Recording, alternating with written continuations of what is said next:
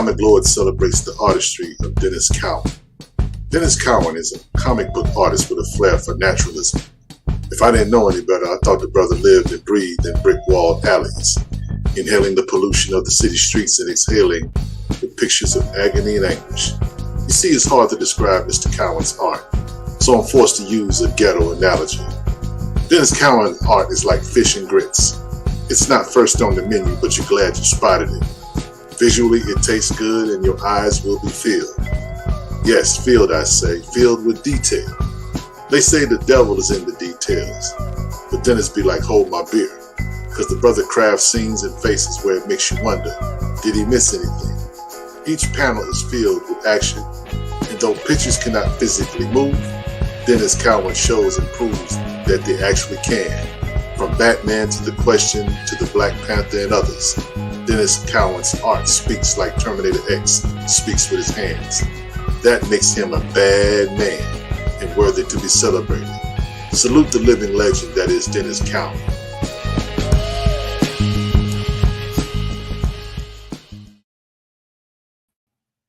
What's up, Black Comic Lords? Look, it's been a rough day, right?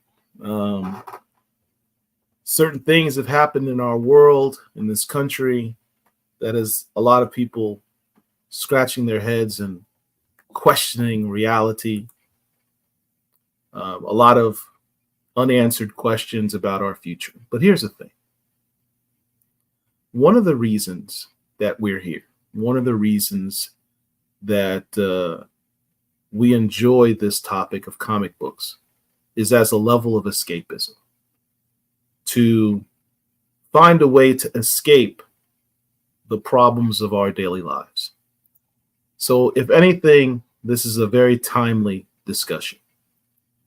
There are terms that we are often used to describe talent or greatness. Terms such as epic, living legend, the GOAT. These adjectives of hyperbole oftentimes are used as just that. But there are times where those terms are apropos. And they are not hyperbole. They are descriptive of greatness. And that is what we have tonight with our guest, Mr. Denys Cowan. That's quite an intro, man. Thank you so much. Thank you. I actually had more, but Derek cut you in early. That's okay. That's fine. That's fine. We want to move things along. We want to thank you very much for joining us, Mr. Cowan. Well, thank you for inviting me. I really appreciate it. All right. So here's the deal. Wow. Derek just completely thrown me off because I had my whole speech lined up. But that's fine. That's fine. Let's jump into it. You, sir, are a large part of the culture. You have helped define this culture. And I wish I could say that I'm just being figurative, but literally, your name is synonymous with what we love in this space, which is Black comics, Black comic characters, and excellence in Black comic creators, in comic creators in general. You're at the top of the list. In the 3 years we've had Black Comic Lords, whenever we discuss who we'd love to have in this space to talk to, you've been my number one. So this is kind of a big deal. Yes. So if I fanboy out a little bit, oh my God, please just get no fanboying, no fanboying out. No crying in baseball, man. Come on. All right. So yeah, I promise not to cry too much. Let's start from the beginning. Let's talk about your origin story. Where are you from? How did you get into comics? I'm from Queens. I'm a Queens person, born in New York City. I'm Brooklyn myself, so respect. Brooklyn, Queens. I got into comics, and I've told this story before, but basically I didn't even know what a comic book was until my friend in third grade, Derek Dingle, showed me my first comic book. And the first comic book I saw, it was two comic books. One was Fantastic Four featuring the Black Panther, right? The first appearance of the Black Panther. But I remember the other one was the New Gods with I don't know if it was New Gods #2 or New Gods. It couldn't have been #1. All I remember is Light Ray was being chased by the Black Racer.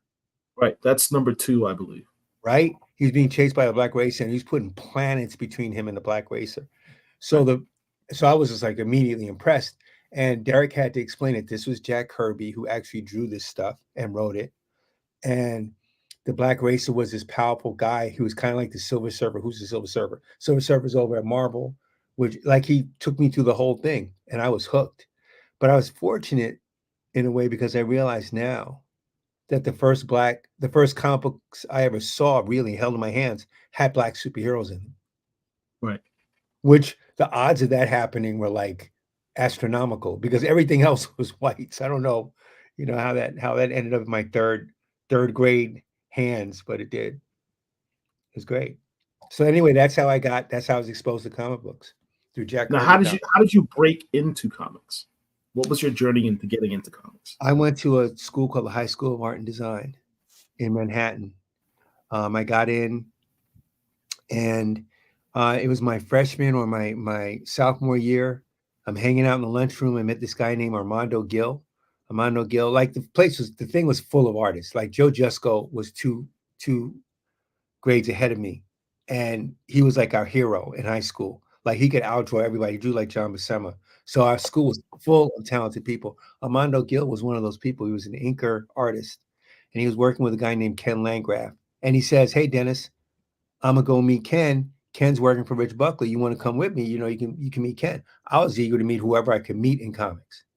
So I tagged along with him and ended up meeting Ken Landgraf, and then ended up meeting Rich Buckler. So I ended up working for Rich when I was about 14. So what was the first comic that you worked on?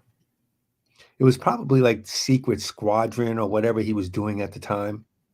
He was doing a bunch of DC stuff. Yeah. And Gorilla Grodd, whatever they had him doing. And I was just doing backgrounds and stuff. He barely let me touch any of the art because I sucked so bad, but he did let me go and like run errands for him and stuff like that. Let me hang around and clean up the studio and erase pages. I was good at that. So, Now you're describing the bullpen, right? That was the way. It was kind of like a bullpen, yeah. Except it was in his apartment, and it was me, Ken Landgraf, Armando Gill, before, and a guy named Pat Gabriel, who was one of my great friends. Before us, it was George Perez. Yeah, was his assistant. So, it was shout like a out, long shout out to the late great George Perez. Yes, the late great George Perez. Comic book bullpens at DC and Marvel. We always hear these stories about, all these great ideas came out the bullpen because I spoke to so-and-so and I saw them drawing this and I was like, you need to change that cape from red to green or something like that, or change that story from X to Z. Was that a thing? Was that having that community at the bullpen at these offices? Was that back then? Part of comics back then? When I was 14 or 15? Yeah. Well, DC didn't have a bullpen like that. And I would go up to DC with Rich Buckler a bunch of times, helping him out, delivering stuff, doing whatever he needed to be done. So I was always up at DC and Marvel. They didn't have a bullpen per se. Marvel did. But Marvel's bullpen, I remember Frank Giacoia was at a desk set up. Marie Severin was back there, but she was like on staff. John Romita was there in his office. The Romita Raiders were really the bullpen, and those are the young guys who were working with John Romita to do splash pages for the British comic books, to fix up art, to redraw stuff, to do covers for the British books. I did a couple of those, but I was never a Romita Raider. But I did see that whole Marvel atmosphere where, if you can imagine John Romita walking around with a pen or a pencil, looking at your stuff over your shoulder, saying, okay, no, fix this, do that.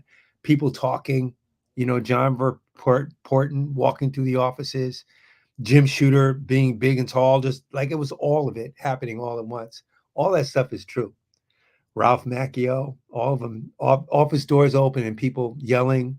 Yeah, that was good. How was it being a Black creator in those early days, because I think about that time period, and you had artists like Arvell Jones and Ron Wilson. Arvell Jones and Ron Wilson were all Rich Buckler's friends. All those guys are Detroit dudes, except for Ron. Ron was a Detroit guy, but he might as well have been. Arvell, Desmond Jones, Keith Pollard, Rich Buckler, all came out of Detroit. So they were all part of that Black comic scene, if there was one. But those guys weren't able to do their own books. They weren't able to create their own characters or do anything like that. They were happy to get on and get work at that point. And, was the ability to do Black characters even an option back then? No. I mean, the closest anyone ever really got was, I remember Arvell did Gravedigger Jones. Yeah. For DC, right? He did these backup stories, Gravedigger Jones, for DC. So I remember that stuff. But they didn't get a chance to do any real Black characters. No.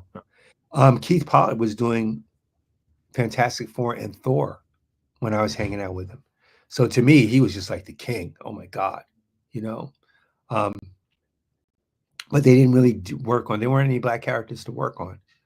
Maybe Arvell did a Black Goliath story, you know, like something like that. But there wasn't a lot. There was always talk about it, but there was never any actual books. The weird thing is, you know, when I was a kid and you're reading these comics, you never knew which of the creators were Black and which were not. Yeah, and that can have tremendous, and that can have a tremendous influence on a kid, because you're looking at a comic and you're like, wow, somebody who looks like me made this. Maybe I could do it too. Yeah. It wasn't until they had, like, sometimes in the back of maybe a Marvel comic, they might have a spotlight on a creator. I remember seeing Dwayne McDuffie. Yeah. I remember seeing Dwayne McDuffie in one once. Yeah. But they had one. They had Ron Wilson. Remember, Marvel did this thing. I don't know if you remember. And it was in this book called Foom, Friends of Old Marvel. Which was their fanzine. They had this. See if you can look it up. You can probably find it online. They had this double-page spread of the Marvel offices. Mm-hmm. And it was literally a diagram of the actual offices. But it was done in a cartoon style. So you had John Verporten in his office, you had Marie Severin, you had Ron Wilson walking through, you had everything. And if you look, you'll see me. Really? Walking down the hall. It's done in 1982. You'll see me walking down the hall. I was wearing a cowboy hat, because that's all I wore back then was a cowboy hat. And I was crazy, because you know, when you're young, the way you dress means everything, because it's going to be like that forever. So people, you know what I mean? So I was quite, I stood out a little bit, and they put me right in the bullpen thing. But it was me, Ron, I think Keith may have been in there, and we were the only 3 Black people in it. Everyone else was. Remember what issue that was? Friends of Old Marvel. I'm not sure. But you'll see it. You'll see it. It was this is Black Comic Lords. I know there's people pulling out their phones right now, going trying to look it up. Trying to look it up, and they're going to try and buy every issue. It's a diagram of the Marvel offices. It's an overhead shot. All right. And all right. So walking down the hall. So I was talking about some of your earlier work. One of the things that really stands out is some of the collaborations you've done. There's one particular artist who I think you've had a tremendous amount of noted work with, and that's Bill Sienkiewicz. Yes.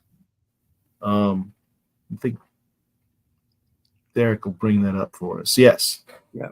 You did some work with him and Rick Magyar. There's like 3 artists, in my opinion, inkers, that you have collaborated with that I think really stand out.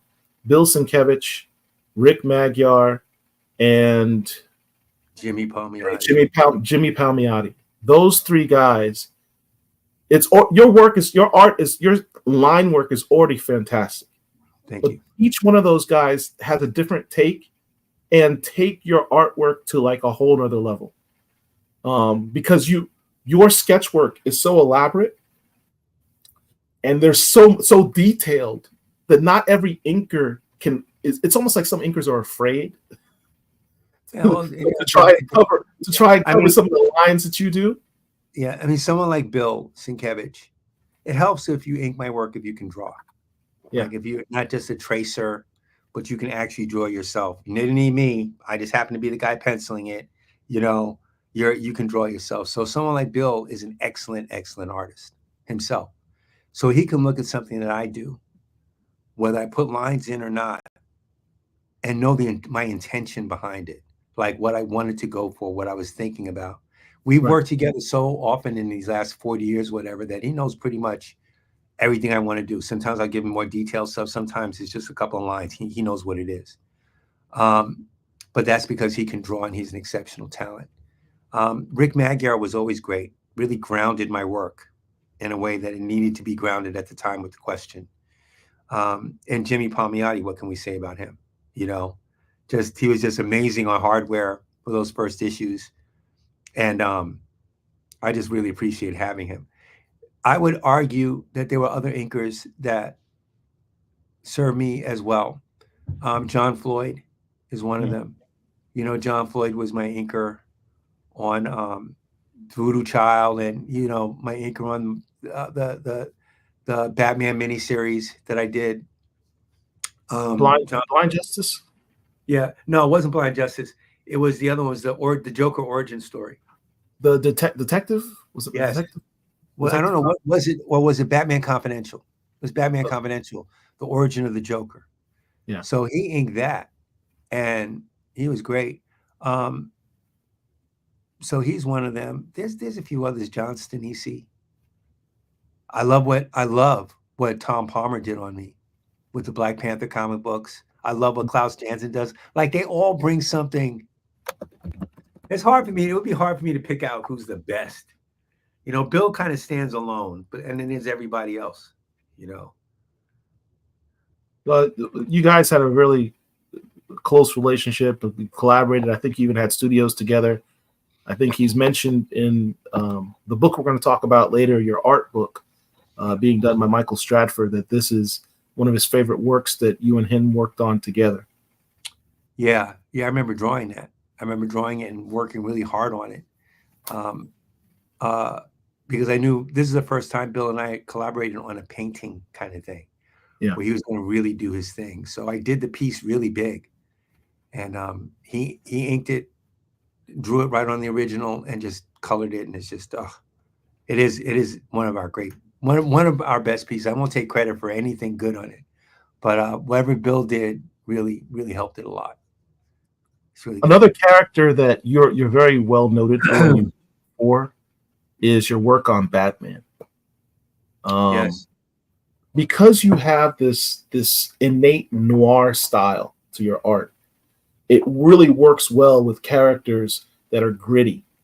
And in that noir gothic world, whether it be Batman or The Question or Hardware, it really fits. Even Death Wish, your style really works for that. And I mentioned before about your line work, and I really want, let's see if I can make this a little bigger, for people to see how elaborate your line work is. Now imagine you're an inker and you've got to somehow ink this. You have got to have not only skills, but confidence in yourself to follow up on Denys Cowan's line work. I almost want to say, have you ever done a comic where it's just your line work, like a black and white book?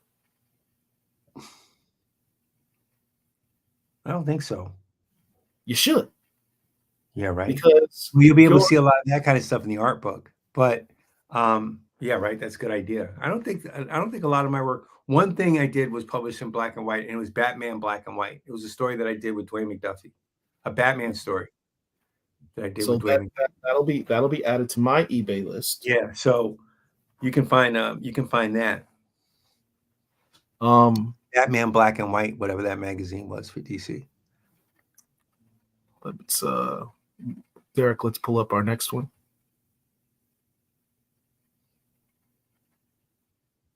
All right. We mentioned your Black your Batman Blind Justice. Sam Han did an interview in this book that you have upcoming. Yeah.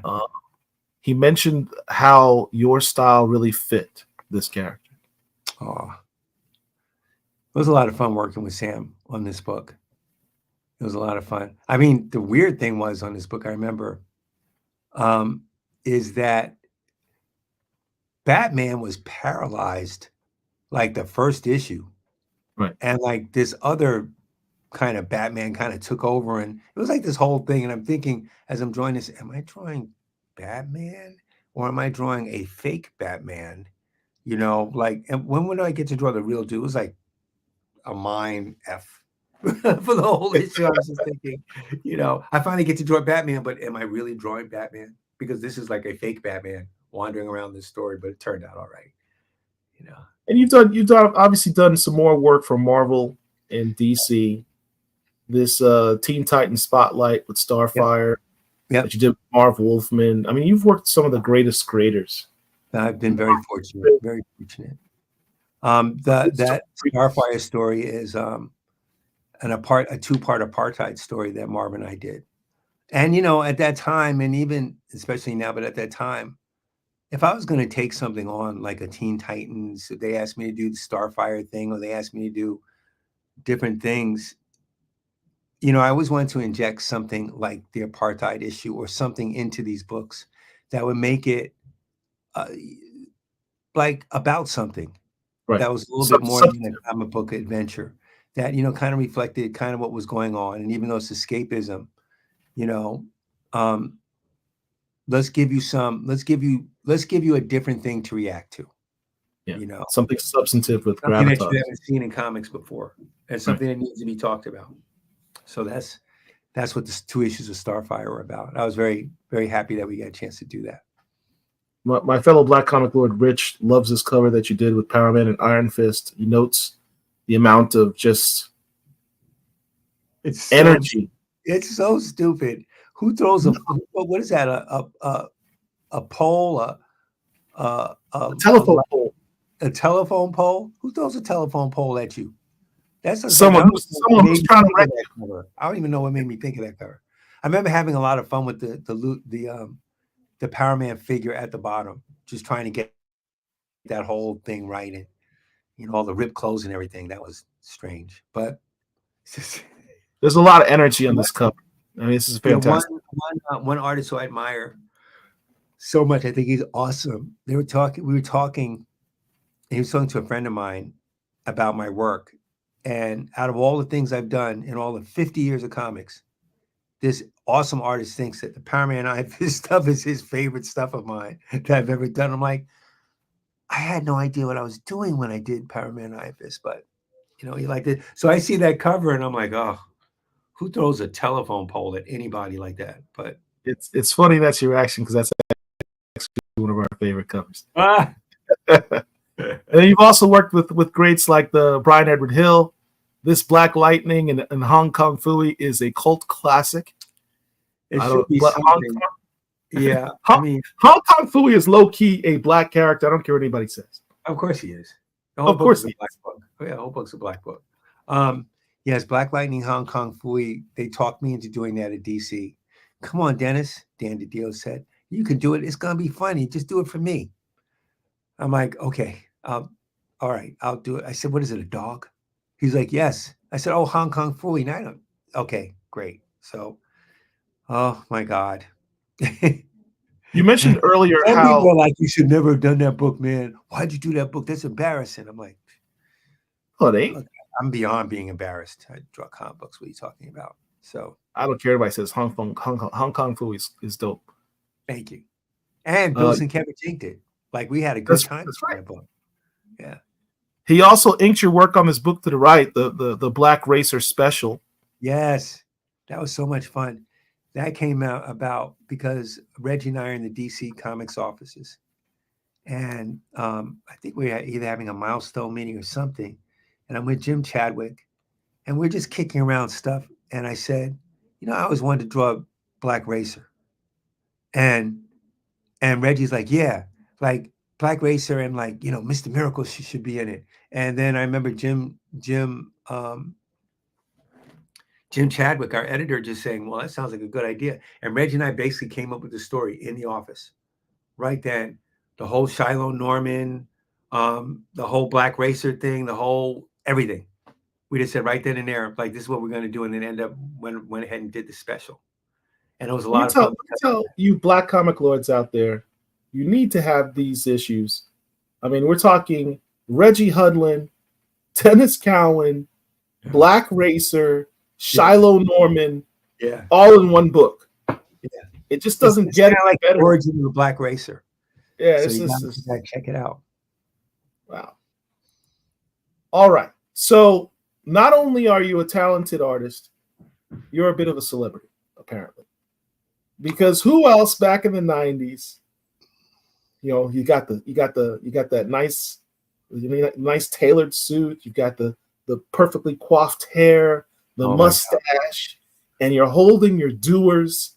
Yeah, doing Dewars ads. How did this come into being? They asked me. I think I saw like I did a thing with Black Enterprise where they had my picture in the middle of like this double page spread. So the next thing I know, I'm getting a call from the Doors people asking me if I wanted to be a Doors man. I'm like, sure, I'll be a Doors man, you know, whatever. Did you actually like Dewars back then? Here's the thing. By the time I was doing this, I had stopped drinking. Like I used to drink. I was like, I did everything that you could do in my 20s. And I was terrible. But by the time this Doors ad came around, I was in AA. I wasn't drinking. I wasn't doing anything. And yet I had to pose with this Doors bottle and it was insane. So I'm thinking, man, you know, I've gotten away with this thing. And then I remember there was a party that they invited me to, the Doors people invited me to in Midtown Manhattan. And everybody was there, all these celebrities and stuff. And I was like the Doors guy. So they had me going around introducing me to people and stuff and whatever. And I'm thinking, I can't drink anything. There's nothing but Doors here, but I don't drink alcohol.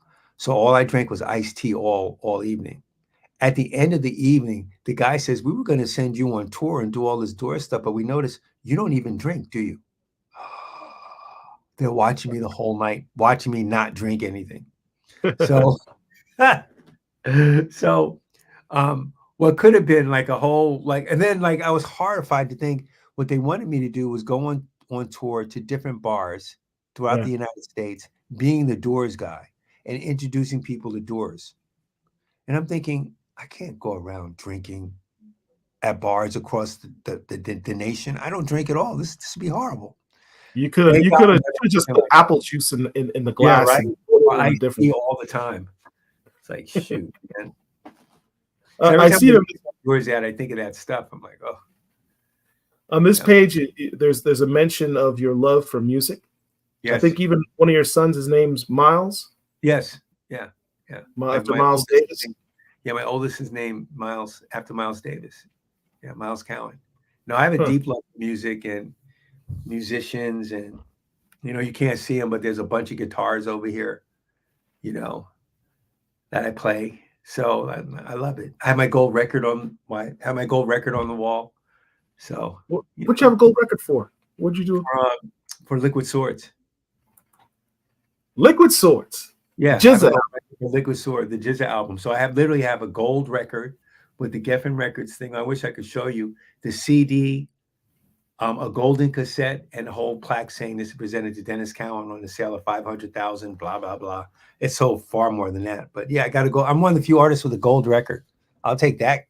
That's bro. Different. Like I remember seeing this cover art back in the day, and because I'm a fan, I'm like, that's Denys Cowan. That's Denys Cowan's artwork. Why is Denys Cowan's artwork on a cover of a CD? Yeah, they asked me. Jizza and his manager came by the office. I don't know what I was doing at the time. I don't think we were doing, it could have been Milestone, but I remember they came up to my Studio X and asked me to do this cover. So he described the concept to me, what he wanted to do. I've told the story before. And he says, okay, I want to do a thing with them fighting on a chessboard and these different characters, and some more motorcycles. Then there's this witch from the movie, like all this stuff. And I'm like, okay, I think I know what to do. So I did a bunch of sketches for him, and people will see it when they look it up. I did a bunch of sketches for Jizza. He comes back the next week. He looks at the sketches. He sees the cover that I did, which was like in pencil at the time. And he looks at the sketches on the inside, which is these characters fighting on a chessboard. I did it in Pentel pen because I was going to trace it off and correct it and make it nice. But the Pentel pen was just a way of getting it done fast. So Right. Jizza comes in, he looks at all this stuff, picks the cover, likes that, loves the designs, looks at the center spread that I had done with a Pentel pen and a crude chessboard, and says, this one right here, we're going to use this one. I said, okay, let me go finish. He goes, nah, man. Looked at me, goes, no, I want to use it just like this. So if you look at the CD art, if you really look at it, you'll see all kinds of construction lines that I was doing with the pen, all kinds of stuff, because it was never intended to be printed. So it's very spontaneous and loose, and I think that's what he liked about it. What happened to your other sketches? I don't know.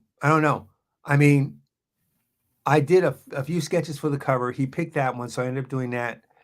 But most of the other art that I did was used. So there aren't like sketches that are just laying around unused. Like if you look at the back of the CD, there's like sketches of the characters just standing there, in like pen drawings. That was the designs for the characters. He just used those on the CD itself. All right. So here's the thing.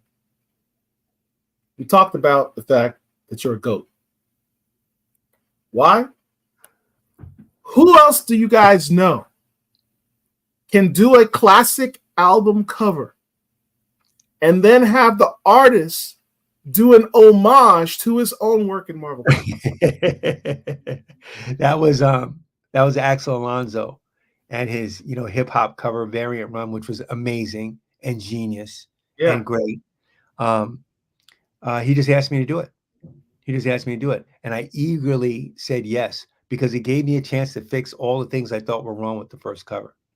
You can't call yourself a GOAT until you get to homage your own work.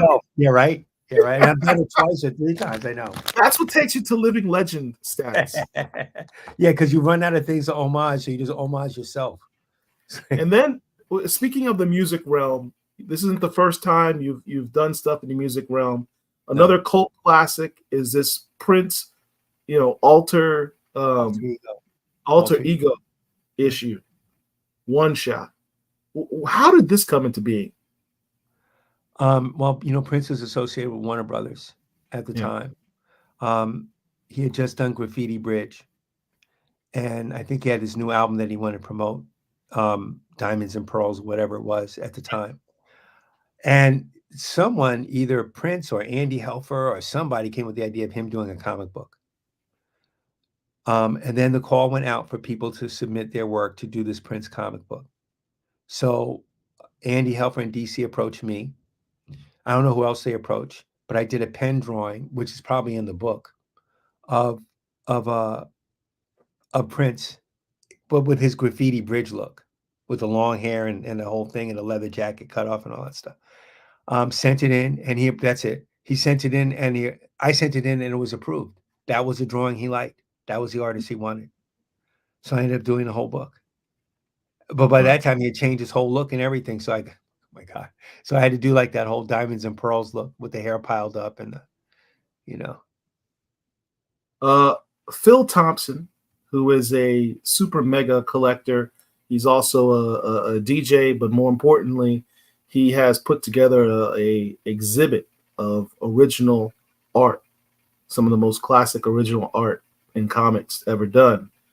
That's on exhibit at August Wilson Center in Pittsburgh. Says he has some of the original art in his collections of Black exhibit. Oh, that's amazing. Yeah. He will probably send you an email asking you to donate some more of your original art to his exhibit. I'm just giving you a force. Yeah, we can do that. Denys, Phil, you guys can work that out. All right. So let me talk about this. let me talk about this. This is Previews Magazine. This came out in 1992. I was a young man, still in college. I was still collecting comics. I saw this at my local comic shop.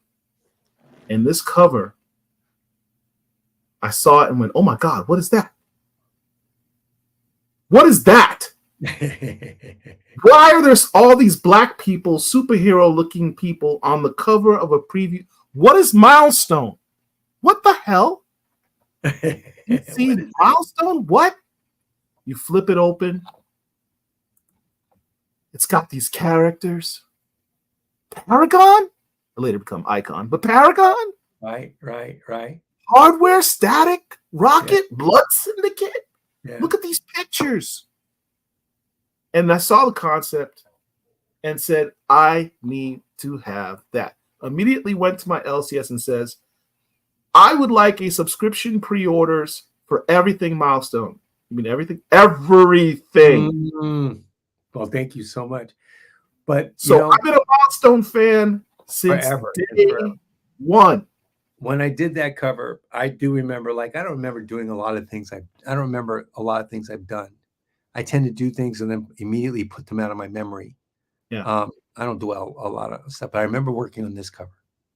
And I remember Hardware's pose and the whole attitude I wanted was for people like yourself to look at it and freak out. Because one, you've never seen characters that look like this. Two, they're all together. So which gives the impression of this big thing exists and I don't know what it is, but it's big, and their attitude on the cover, which was definitely part of what I wanted to convey, which is this whole don't mess with us. We're coming to take everything attitude. And that's right. We're here. That's right. We're here. That's what that is. So don't start and it won't be none. So when you had that reaction, I don't know what this is, but I fucking want it. That's the reaction that we wanted to have from people because they didn't know our characters. They didn't know anything. So we had to get them some kind of way, especially with this weird armored guy, So tell me, I know you're probably tired of telling this story, but tell me briefly, what was the impetus for this? How did all this come into being? I once heard a story that there was something involving Jim Steranko. It's totally true. Jim Steranko, I was at a New York Comic-Con. It was probably 1990 or 1989 or 88, something like that. I was doing the question, my run on the question. And I was just up at this Comic-Con walking around, and Jim Steranko had a room of his own at this con. He walked into the room, and all his work was all around. So he had stuff on the tables. I remember he had the tables, his artwork flat on the tables, and the tables covered in plastic. So you could look at his artwork just looking down at it, but you couldn't really touch it. And he had his stuff on the walls, and he was also in that room. So I just walked in casually. I'm looking at the stuff on the walls and at his desk, and I knew him because I'd seen him up at Continuity. I knew everybody at that point. And he says, hey, Denny, come here. I'm like, Jim Steranko's asking me to come here. So I went over to him. He says, come here with me. So he brings me over to a corner of the room, and he's leaning against the wall. And Jim Steranko is probably 5'5", 6". But for some reason, he can look like he's taller than you. I don't know how he does it, but he does. It's also the hair. It's the hair. He's talking to me, and he says that Marvel had approached him to create some black superheroes for them. He says, and as he's looking at me, telling me the story, he goes, I don't think I'm the right person to do this. He goes, I was flattered, but I don't think I'm the right person to do this. And he looks at me, he goes, do you know anyone who could do anything like that, Denys? And he kept saying my name over and over, as he's telling me about this thing that somebody like you, Denys, should really follow up on this, Denys, if they really want to do something with this. Black comic book characters. And I remember walking out. Then it was a simple discussion, and he says, do you know anyone who could do something? I'm like, yeah, I think I know someone, Mrs. Steranko, thinking, yeah, I could do something like that. But I literally walked in one way, thinking nothing about this stuff, and walked out. That was all I could think about. Yeah. You know, it was all I could think about. He had planted this seed, intentional or not. And I'm thinking, well, I can't do it by myself. I need to get a group of people. So I called Paris Cullens and I called a couple of other people just to get together like a Black collective. It didn't really work, but I never really let the idea go. And then San Diego, 1991. Yeah, 1991, San Diego. I'm like, oh my God, I'm at Comic-Con. I cannot sleep. I can't do anything. I have this idea. What if I called my friends and we did these Black comic book characters and we did these books featuring these characters? So I called Michael Davis, who was at the con, and he met me downstairs for breakfast and we talked about it. And he thought I was crazy, but he says, but I think it could work. Who's going to write it? I'm like, well, we're going to call Dwayne. He's the only one who can write it. So we called Dwayne, who was at the con. I walked around the convention with him and Michael, pitched him the idea. And at the end, he says, you are nuts. You are so nuts, but I'm in. You know, but we're going to need another writer. So we called Priest. And then we're like, we need a business guy. We don't know nothing about business. So I called my friend Derek Dingle, who was the managing editor of Black Enterprise magazine, to come and help us. And then, you know, the rest is history. The rest is history. That's how it started. I heard your favorite character that you did was Hardware. Right, because it was the one that was closest to how Dwayne and I felt about the industry, how we felt about being black men, yeah, and then Black men in the industry, you know, and, right. and just the exploitation and the disrespect. It was heavy for us. So this of all the first of all of Milestone was dope, but thank you. Hardware was my book. Hardware was the book that resonated with me the most because, as I said, I was, 20 years old when this came out. I was in college, and the idea of the glass ceiling being this is original artwork. From Phil Thompson, the gentleman I mentioned to you before, who has the exhibit at August Wilson Center in Pittsburgh. This is some of your, let me see if I can make it a little bigger. Some of your original artwork. This is from page Hardware 17, page 18, and Hardware 32, page 8. So the hardware number 17 is the one where he was versus Steel. Is that what that is? That's what it looks like. Yeah. Yeah. So we did a whole Steel Superboy, Superman crossover with our characters. And I remember Dwayne and I did Steel, there was a lot about Steel that was like Hardware. We really liked it. Even the art style, John Bogdanoff was kind of drawing it like the Hardware book. So when we got a chance to do the crossover, if you look at the cover to the first one or the second one, Dwayne wrote Steel this book. And I was just dying because Steel's in the book, but I had heard as you mentioned Steel that we recently just lost Quincy Jones. Yes, rest in peace, Quincy Jones. And Quincy Jones helped bring to light Steel in the movies.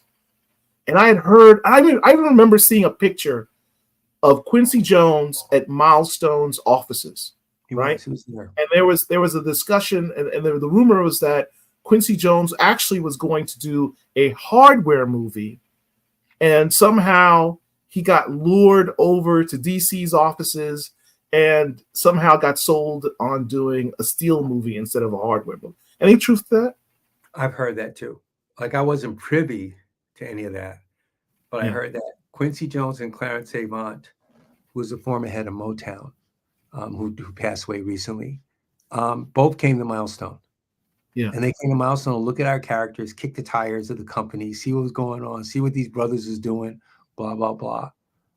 Milestone was not for sale. That we were incredibly flattered that they were there. And, I took the chance to visit Quincy Jones at his studio in Manhattan and all kinds of stuff after that. But I know that they were up there trying to get some of the characters, and then, they were sold on doing Steel. A similar thing happened with Black Lightning because the Akils wanted to do Static, and they couldn't get Static.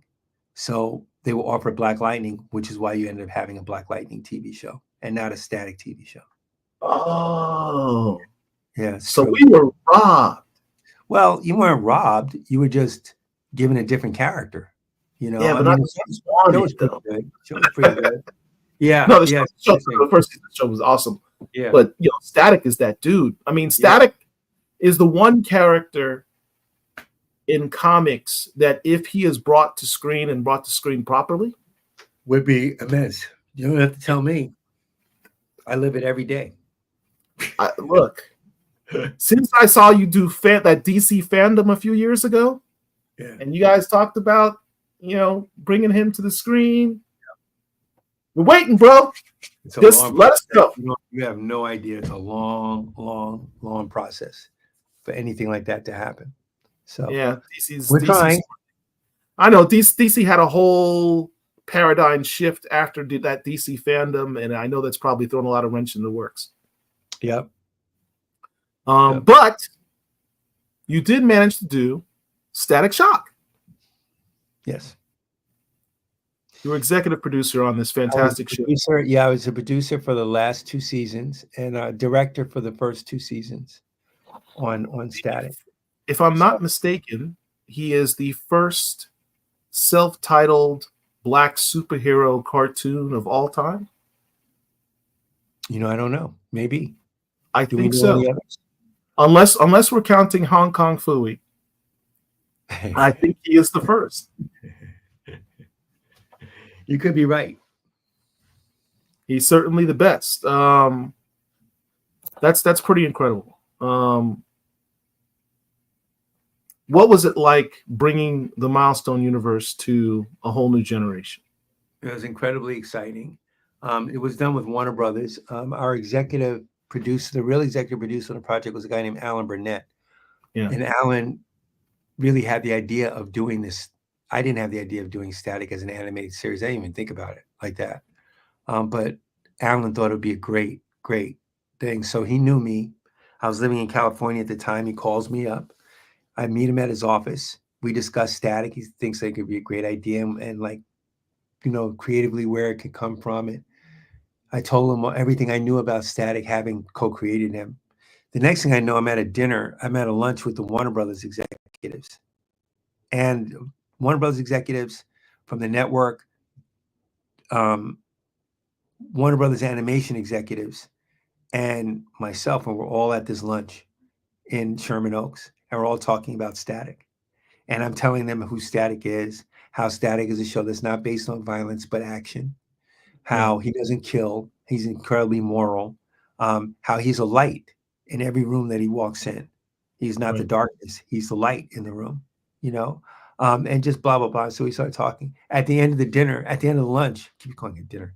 At the end of the lunch, they're looking at me and they're looking at Alan Neal. I think we're going to do this show. I think we're going to put it on the air. Thanks, Alan. Thanks, Dennis. And I realized I was at a pitch lunch. And didn't even know it. I was just talking about my character, I thought the real pitch would be in their offices or something, but as it turns out, that's what they needed to hear. Always pitching. Always pitching. So this isn't the end of the stuff that you've done in the animated realm. You also bought my boy, Black Panther to life on the screen. Yeah, I was working at BET at the time as the head of animation. And one of the things that Reggie and I wanted to do was to do the Black Panther as an animated thing.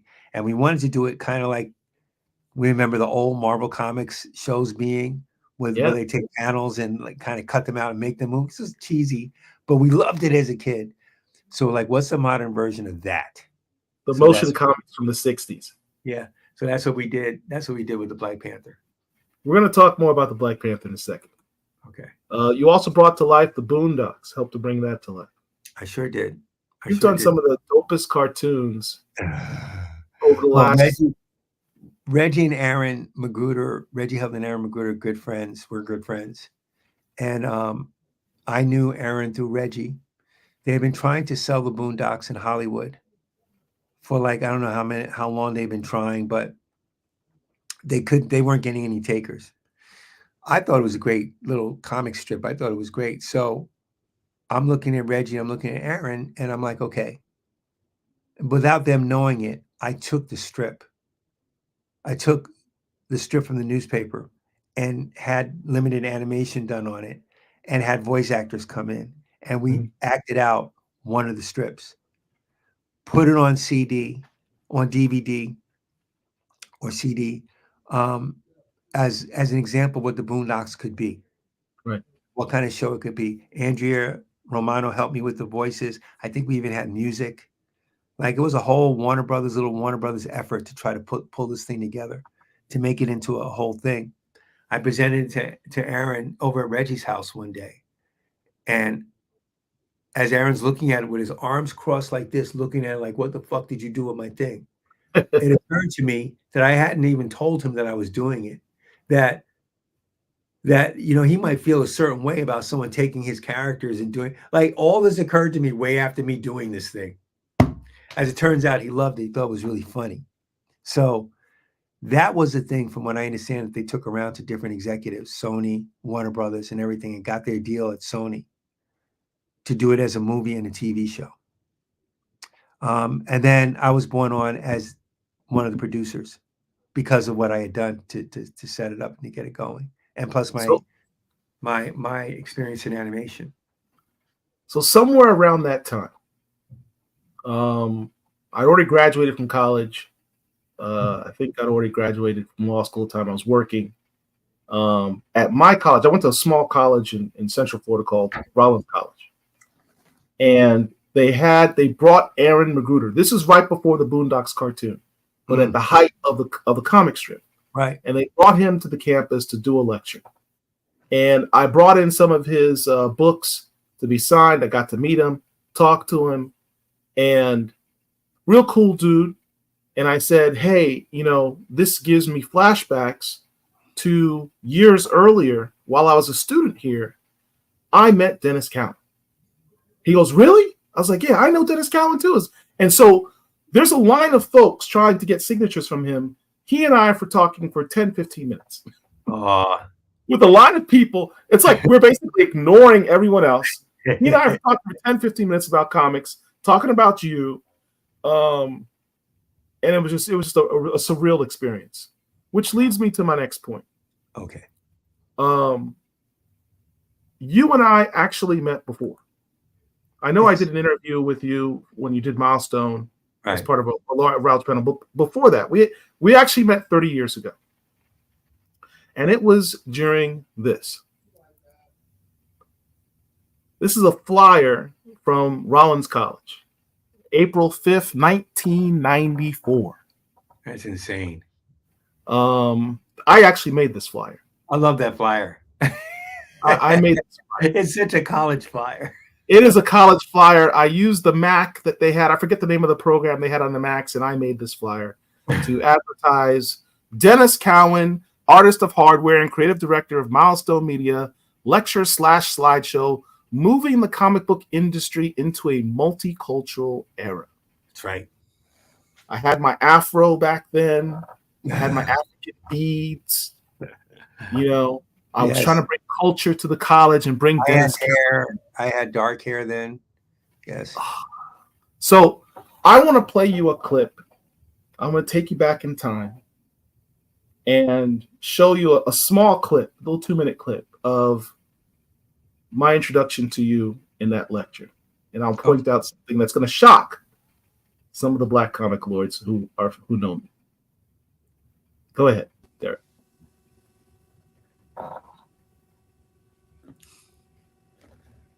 Well, everybody, thanks for coming. As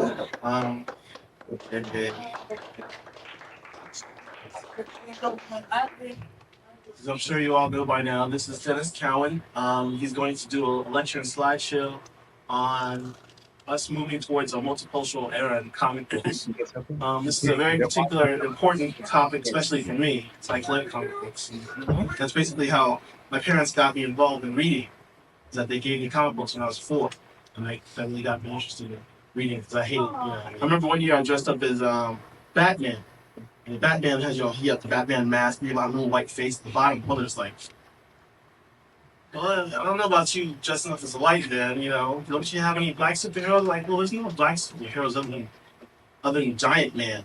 You know, all the black superheroes are always like really wimpy characters like Giant Man or, you know, the Black Panther. You know, that's another thing. All black characters always have to have black or night or dark in their names. They couldn't just be regular, like, you know, super guy or something like that. It was always like Superfly, you know, something really strange or cliche-ish. So, with that said, I'll introduce you to Denys Cowan, and he'll talk about that genre and how they've come a long way since then. So, please.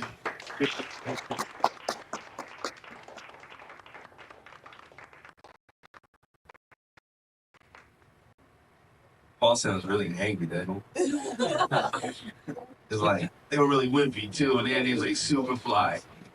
well, they had many different names, and Paul was right. They mostly started out with black this and black that. I'm gonna take you through a slideshow.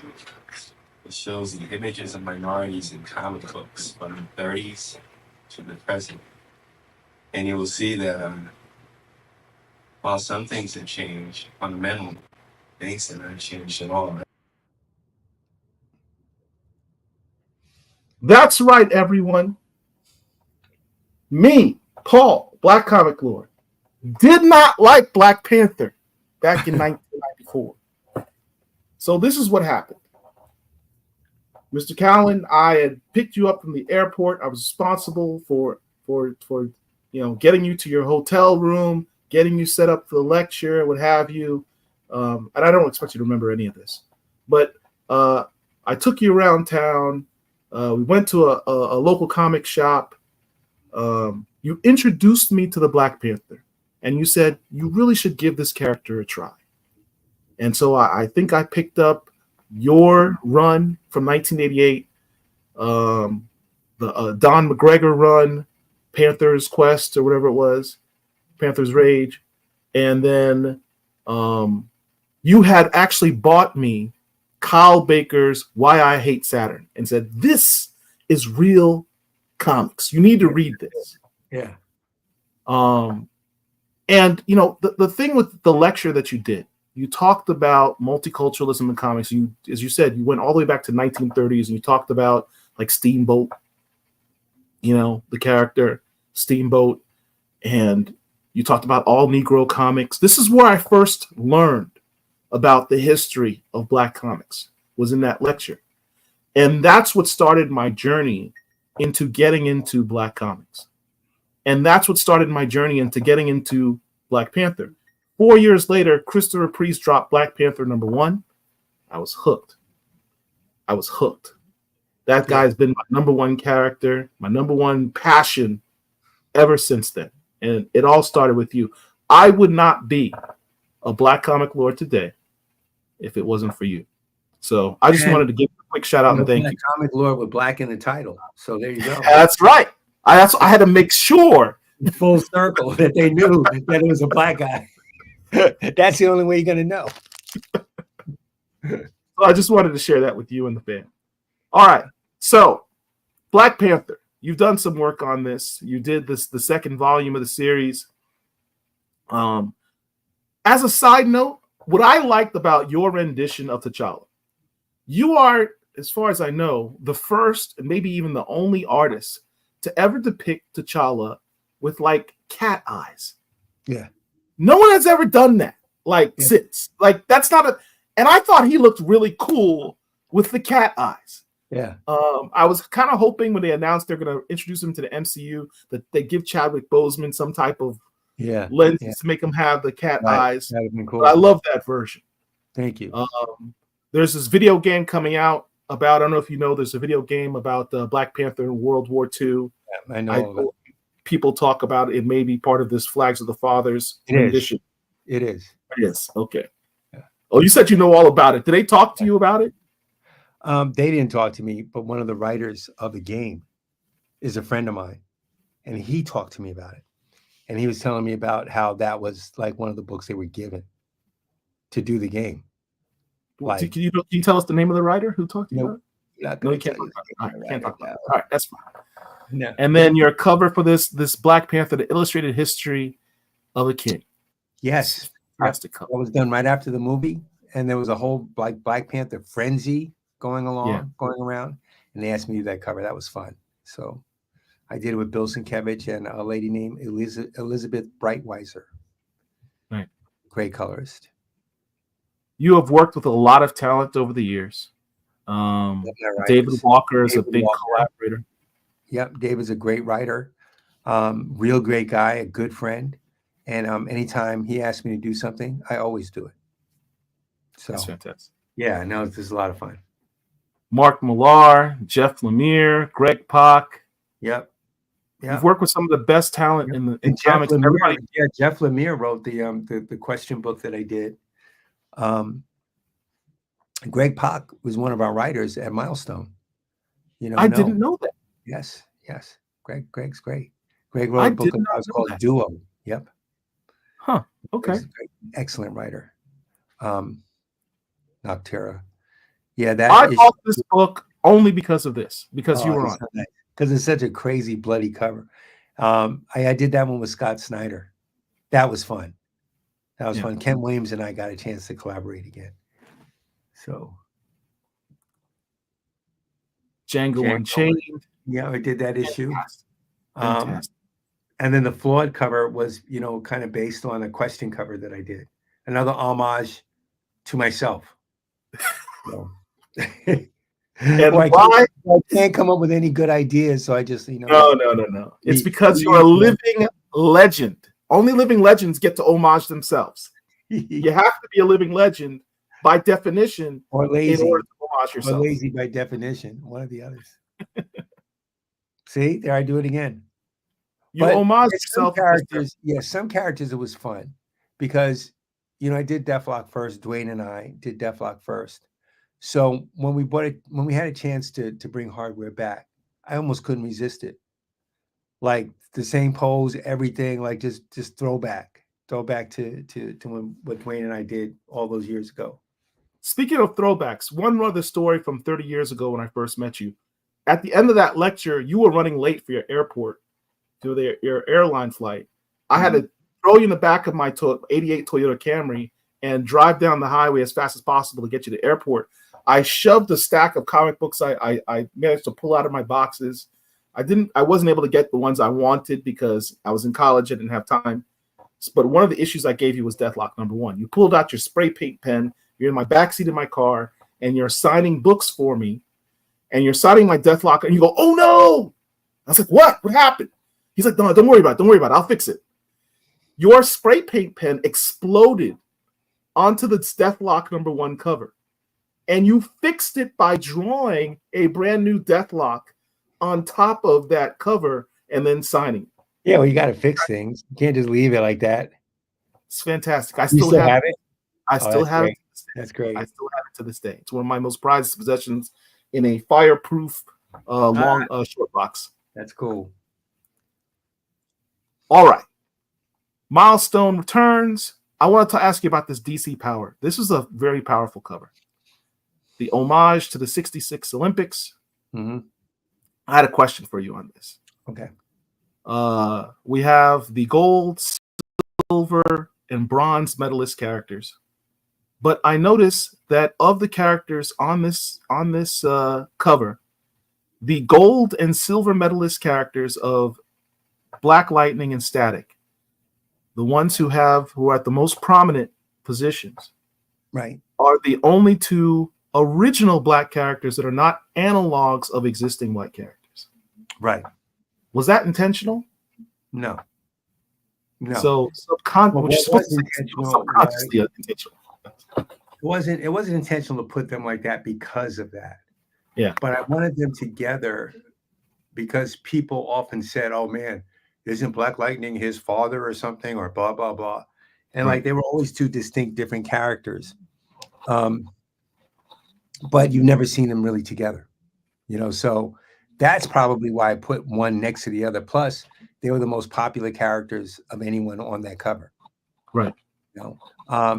What really would have been ideal, I could have swapped out Static for Black Lightning, and it still would have worked, except Black Lightning's an older, more established character. So he just gets center stage. He gets center stage. Yeah, Although Static should have been number 1. That's fine.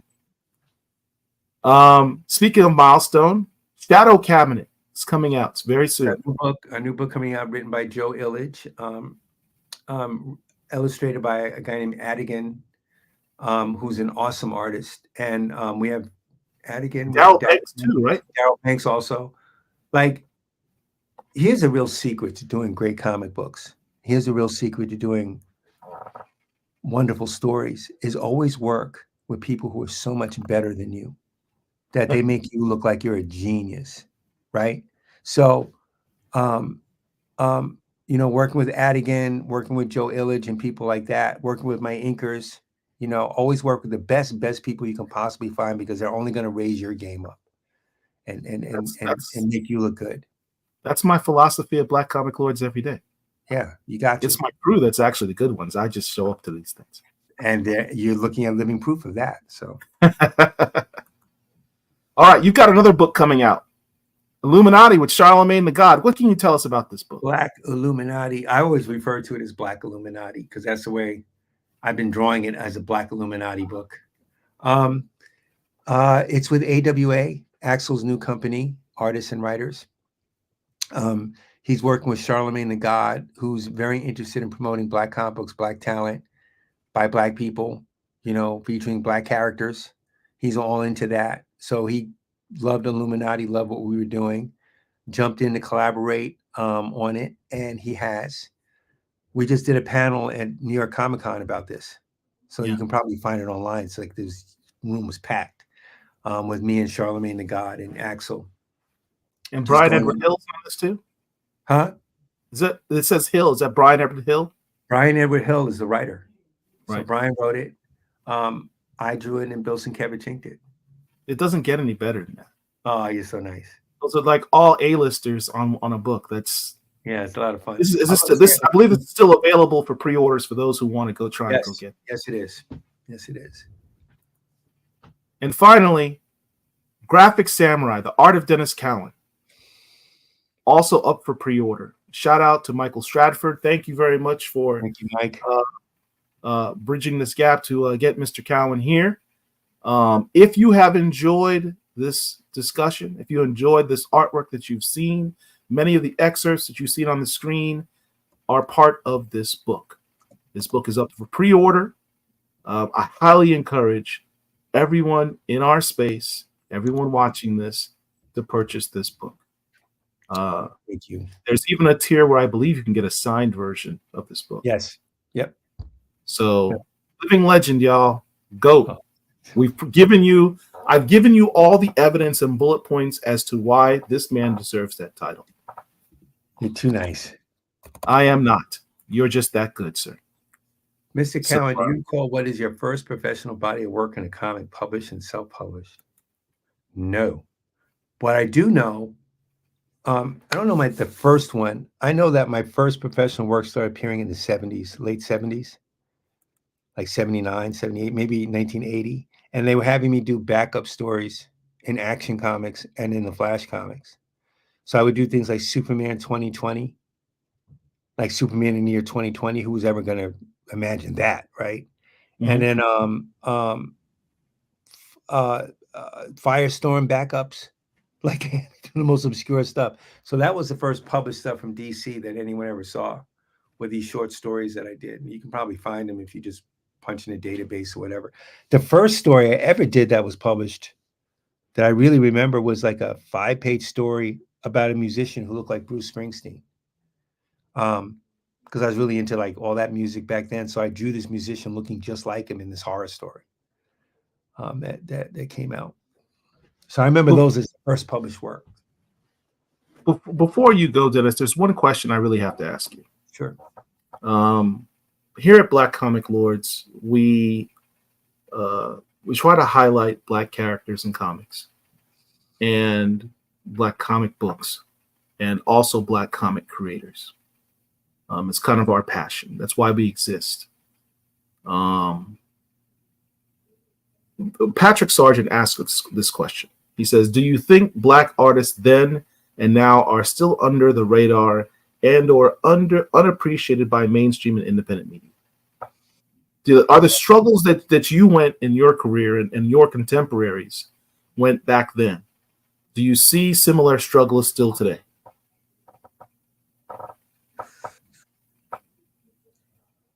No. The industry is not the same as it was back then. You know, what are the differences? I mean, like the access to things is different. The fact that you can know what people look like instantly, as opposed to when I got in, it's different. So you can get a lot of inspiration because you can see pictures of who's doing what and what they look like. They have a social media presence. They have all this stuff. So you'd be like, man, I want to be like that. You didn't have to wait until I showed up in Florida, you know, or until I showed up at some place at a lecture to see, oh my God, it's a black comic book artist. You can see that right away these days. So that's one of the things. There seems to be a lot more African-American artists now than there were when I was getting in. I think they're all excellent. All the Edward Galmans, the Clayton Henrys, right? Torrin Clark, yep. Nick Ivy, Ray Anthony Height, Jamal Ingle, who have been around a little while. Those guys are great. Ken Lashley, oh my God.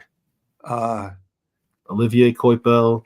Oliver Copiel. That's his name. Oliver Copiel. Oh, Copiel. And just people like that. They're just amazing artists. And much better than when these guys are much better than the guys I came in with, you know. To me, they're amazing. So it's different that way. The quality of art is different. The challenges to me remain the same in that I had to decide a while ago what was my purpose? Why am I here? You know, Wayne Shorter in his documentary said that the most important questions a person can ask themselves is, you know, one that you're born, but I think the second one is why? Why are you here? Why you're born, but why? What's your purpose? Well, my purpose was never to be the best Superman artist or the best Batman artist. I think my purpose was to create comic book characters that hopefully endure, and to create black comic book characters and characters of color in a space that didn't have them before, you know, and to keep perpetuating and to keep doing that. I discovered my purpose even before Milestone when I was doing anti-apartheid comic books and all that kind of stuff. Why am I here? You know, why are we here? I could draw Superman. I could draw the best Superman ever, be that Superman artist, but that's not, and that wasn't a goal for me, you know. But now, and I didn't feel like I had the luxury of doing that anyway. You know, I had a mission, and I had to get a point across, and I didn't want to educate people, but I wanted to show people what was going on, and comics was my way of doing it. Yeah.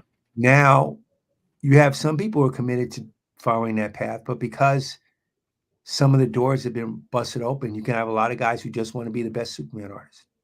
Don't want to work with nothing black, don't want to know nothing about that life, and it's okay. That's why we did all that work, so you could feel that way and do that, just like everybody else.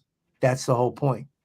You know, you didn't have to work, you didn't have to do the black characters, you didn't have to only do those. You can do whatever you want and be celebrated for it. So it's different in that way. That being said, I know there's a lot of brothers out there who do want to make a difference, that go beyond being the best Spider-Man artist.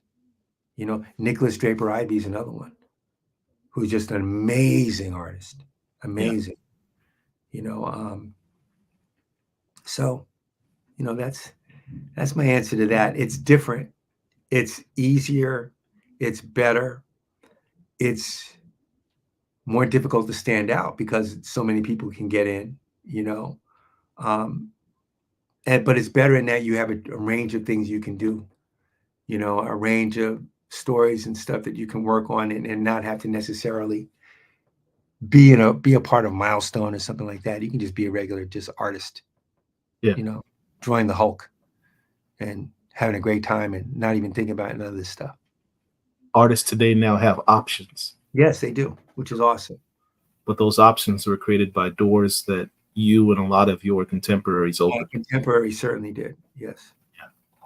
Well, Denys, I want to thank you for joining us. We have a tradition at Black Comic Lords that whenever we interview someone, you become part of our family. Oh. So what I'd like you to do is to look into the screen, say your name, and say, I'm a Black Comic Lord. Hello, everybody. My name is Denys Cowan, and I'm a Black Comic Lord. Thank you very much, sir. All right. Well, thank you for your time. We hope to have you back. Come back anytime. You have our email, blackcomiclords@gmail.com. Email us if you ever need us to promote anything or you just want to stop by and say hi. Yes, sir. Yes, sir. Thank you so much. This has been great. Thank You've you. actually made not an easy day a little bit better. So thank you. Been good. That's what comics are for. Right? You're right. You're right on that one. It's good. All right. Take care, everybody. Appreciate you. Black Comic Lords. We got you.